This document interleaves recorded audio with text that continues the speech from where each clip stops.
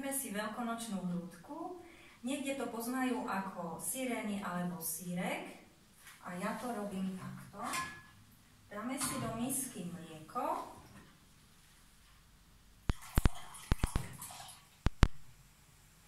Medzi tým, kým sa mi mlieko hreje, tak si vyjem vajíčka.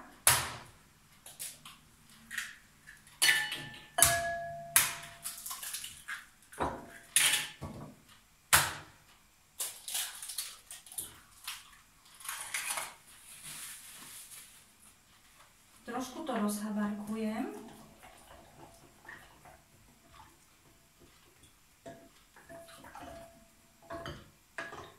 Aby sa tie vajíčka rozmiešali. Medzi tým mi zovrie mlieko. Vlejem ho tam.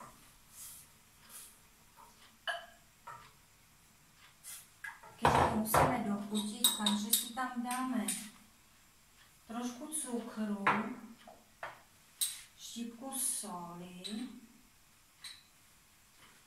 a miešame, pokým sa nám zrobí z toho taká praženica. Miešame, aby sa nám nepripálilo. Stále chvíľku čakáme, už sa to za chvíľu zrobí. Medzi tým si ešte prichystám, kde to scedí.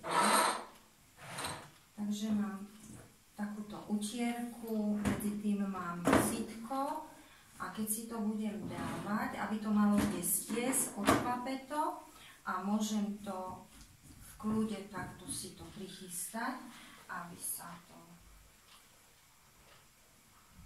oddelilo a potom to dám vychladnúť.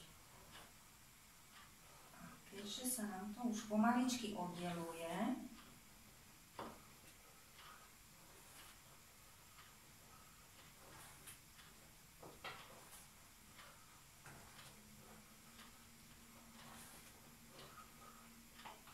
musíme to ešte chvíľu miešať.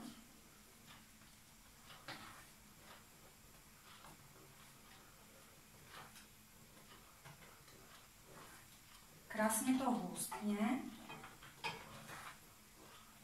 takže vajíčka sa už oddelujú tak ako pri praženici. Každé je zvlášť.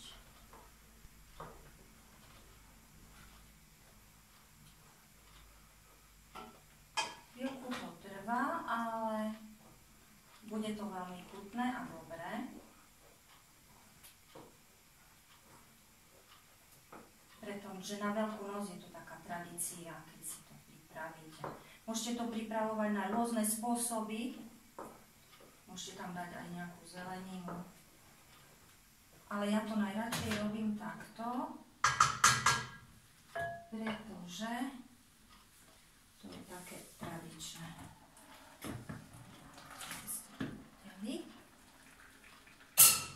Teraz si to zaviažeme a necháme stiesť. Použijeme na to krásne utierku, zaviažeme a použijeme to takto. Ja to potom odkladám do špajzy.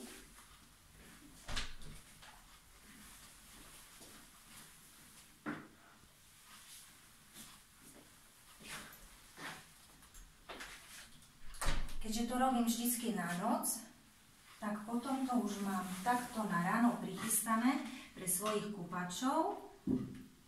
Narežeme a výborná pochuťka, dobre to vyzerá.